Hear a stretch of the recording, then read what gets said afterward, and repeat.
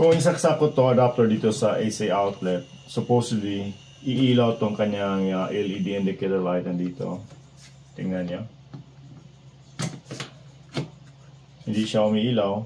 But if I touch one of the metal components dito sa loob ng adapter, for example, yun. Oh, umiilaw.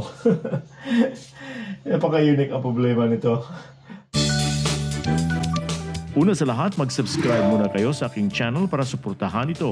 You may also join this channel as a member to avail of exclusive perks like priority in comments reply and early access or exclusive access to some videos for members only. You can also help fund some projects here by sharing super thanks. Wow!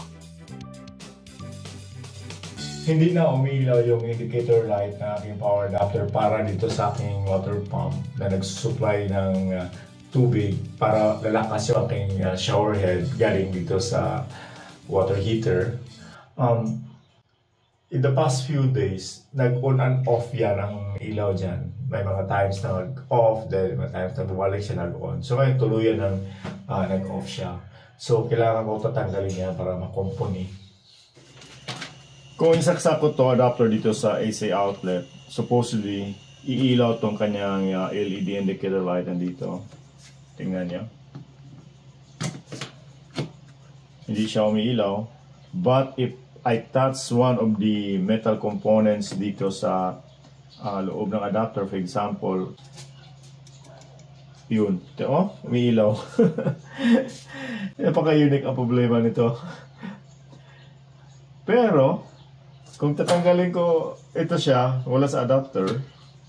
Okay, hintayin natin mag-off siya. Then, isaksak ko ulit. Okay. Wala nang ilaw, di ba? Nag-off siya ulit. Nag-malfunction. Then, I'll touch again the metal parts here. Oh, may ilaw. Sabi ni Gemini, it's a phenomenon, but possibly sanhi nito ang improper or walang grounding ang system. Explanation ni Gemini, when I touch the metal part of a component, ang aking katawan ay naging ground path. But in this case, I'm using this non-contact AC voltage tester. Kaya every time i-touch ko tong tip niya dito sa metal part ng components, iilaw ang bulb sa loob nito, proving na merong voltahe. So, pansinin niyo ang ilaw dito. I'll keep my finger over here para may contact ako dito. Iilaw yan.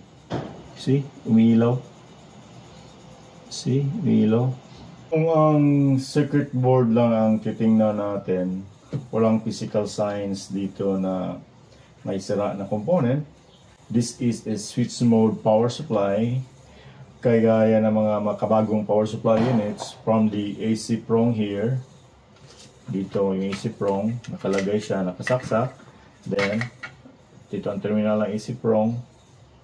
Sasalubungin agad ito ng rectifier diode. May kunting component dyan. It's a rectifier diode na direktang nakakonect din sa 230 volts na prong. And it converted the AC voltage to DC. Then meron ditong fuse na nakakonect sa diode at papunta forward to the next segment sa circuit.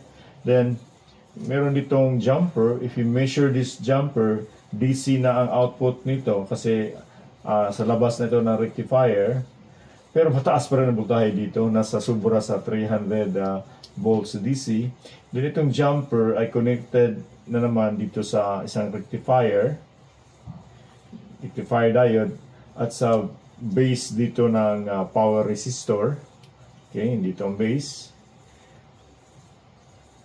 Itong transistor na ito ay isang W38302 MOSFET at ang emitter nito ay connected din sa output ng pulse wave modulation integrated circuit. Ito meron mga butas dito at saka mislit dito. This indicate the separation between the hot portion ng board at saka the cold side ng board. Ang hot side ay dito, which means mataas pa ang voltahe dito kasi galing to sa AC. Then paglampas sa rectifier, DC na siya pero mataas pa rin ang voltahe, mas mataas pa sa AC, about 400 volts, 300 plus to 400 volts. Then paglampas dito sa step down transformer ay cold side na, kaya mababa na ang voltahe dito. Then merong test points dito malapit sa terminal. Without removing this board from the case, ma-measure mo dito ang output niya. Then ang rated output dito ay 24 volts. So kung mag-measure ka dito na naka-function siya, it's almost 24 volts. Nag-desolder ako dito. Baka sakali merong kunting cold solder sa board. Try lang natin. Solder natin yung